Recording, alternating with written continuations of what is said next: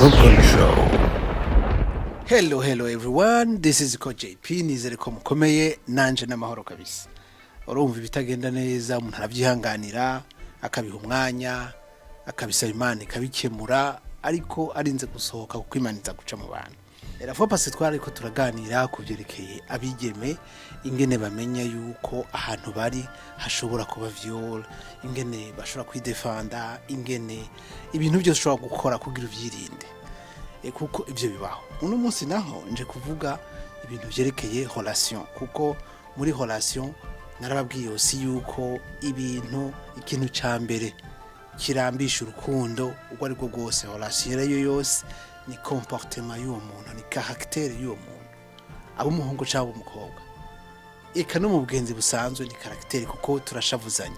Rero muri abo bantu baba bari kumwe muri iyo relation haba hariho ibintu bakunda kuvuga ko biri toxic, bibaza umutima.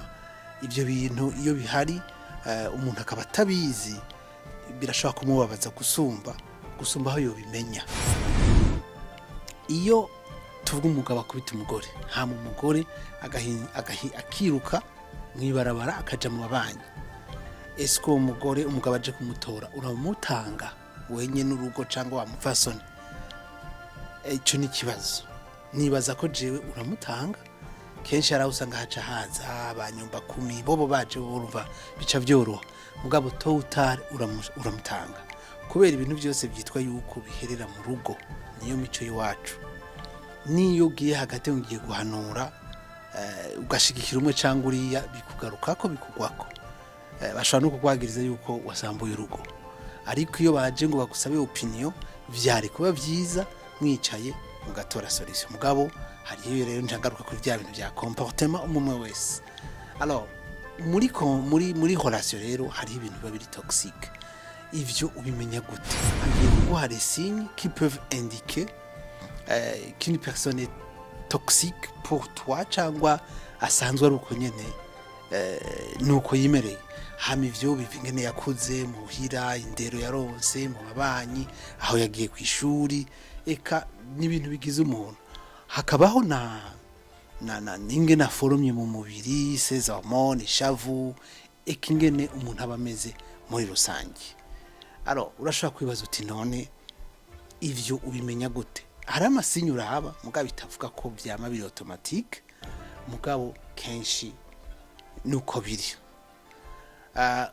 Nuko uwo muntu wama wumva ko akubesa, vous vous sentez rabaissé cyangwa critique. Akantu kose uvuze akagomba kukwimiriya, akantu kose uvuze ntagushire hejuru, ahubwo ati abantu umuntu wanje no grave, muga kamarondera kakantu gashobora kugushira hasi akaba ari kwashiraho umwanya.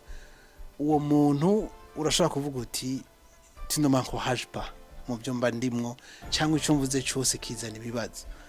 Uyo ako kantu karimwo mu bashakashatsi byo bakoze, sije nabikoze nanje ndabisoma nkuko nawe ugenda ukabisoma. Ariko abashakashatsi nuko babivuga, iyo umuntu akabese uwundi kenshi bavyavuye kujya iwacu twe tutagira ijambo mu muryango tukiri bato. No kuvuga ko wamenyereye amategeko, nawe hageze ko ushobora gutanga itegeko ahantu ubitanga kwa kundi ugasanga ntuhaye ikibanza uwundi. No, uwundi nashobora kuvuga. Hama rero n'ibindi, votre partenaire ugashaka kugukontrola, umugore akakubwira ati sayini zo gutasha uke sinabibi, akaguha ibyo utezo gukora, utabikoze bikaba ibibazo, ntiyibaze igituma bitabaye. No kuvuga ko hama harimwo une façon de contrôler. Ari umugabo naho ugasanga uramubwiye uti mugikundana uti je ndi muhira, ntiyemere ko uri muhira ukazonafashe nka taxi araje atanakubari ashitse ngo kingo wari wambwiye kuri muhira ngo juste ngo nagomba kuraba ko ari sawa. Mais il faut quoi gukroya d'abord. Ico ni kintu cyateza kuba mvuze umukobwa ahubwo ko ari muhira. Okay, mugihe uja kumuraba ugafata taxi no kuvuga ko ntumwizeye. C'est-à-dire quoi contrôle votre déplacement votre déplacement ho zose.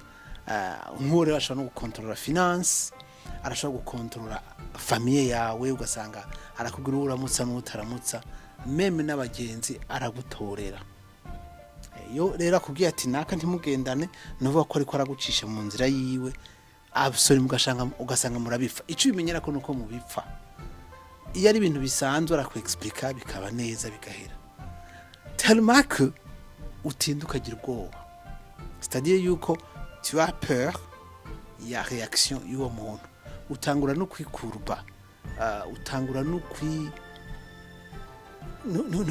no kwemera ibintu byose bishoboka kugira nk'amahoro aho cumenya uti iyi relation ni yoroshe parce que vous avez peur de sa réaction vous avez peur de vous exprimer no kuri kiyo campeba no kuri kiyo ca shavura ntushobora gutanga opinion cyangwa business zawe ngo zivuge aho ucumenya ko uri muri relation igoye les disputes yo zibaye zikaba fréquent misi yose umwanya wose ugasanga ntibihera akantu gatonya kabaye kanini hari ibintu byinshi wihoza kugira uronka amahoro ibintu bibandanye mwa ugasanga wewe chaque détail ibana ni gwaserera aho cumenya uti ahantu ndi ntihoroshe iyi relation iragoye muga kubimenya nibyo nshaka ko jewe bimenya kuko solution iva muri we nawe mushizemo wa gatatu Imana ibifasha bikagenda neza mbwa mu mico yiwacu wa gatatu ni waza guhanwa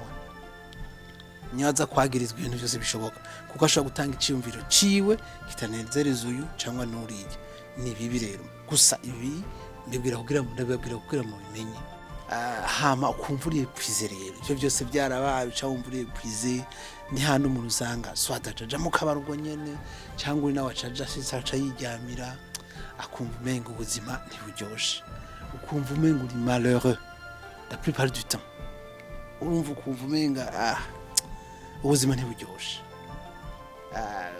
hariho rero n'abantu rero bamanipira akubwiye ati utagize iki sinzogira iki akakuculpabiliza ku kantu kose cyangwa wamubwira ati aha ntibyagenze neza akakubwira ati ntibyagenze neza n'ibyo ariko ni kubera wewe mu gitanda utakora neza agaca agenda ahandi ati niwe watumye ngenda izo zose ni manipulation simpaka ngo umuntu aca agenda iyo ibintu bitagenze neza uri umuntu ari vrai urabaza uti ejo ntiwari umeze neza kuko byagenze uko nuko ashobora kugira ati ejo ntibyari neza parce que nari ngwaye sinari meze neza voilà c'est tout et surtout y'abagabo bari bo bapusa kugira baronke quelque chose umugore ati wapi il faut kutahura ko hari gihe abarusha kandi ubumuzi gusumba mugabo kenshi nawe aca acomoka agaca kugira ati niwe watumye ngenda ugasanga arakumvishe nyene ito fait douter de tout cyangwa elle te fait douter de tout aho mvuga bose alors aho rero ntituvuze des insultes des intimidations utagize ukungira uko et parfois rero akagera nahakubita ugakubitwa hakaba vengeance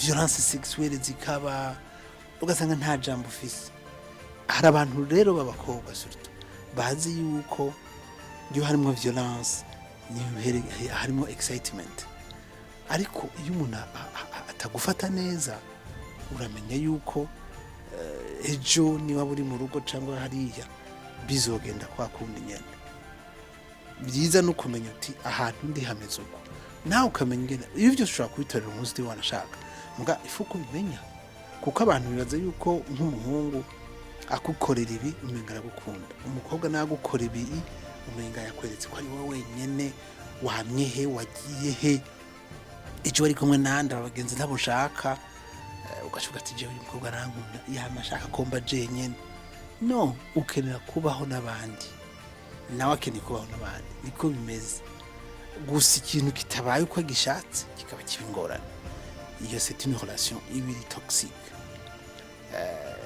ukumva rero tu as l'impression de tout perdre même identité yiwawe estime de soi yiwawe ukumva umenga atavuze ntashimwe gukora kuko ni wavuka gikora nabi c'est fini ukoze ikintu ugashaka ko yapprove haro bamaze gufatika bana ikintu cyose ndabaza rindira gato yo yinjiye abantu ukababwira ati iruka genda kuryama mwatevye arabica.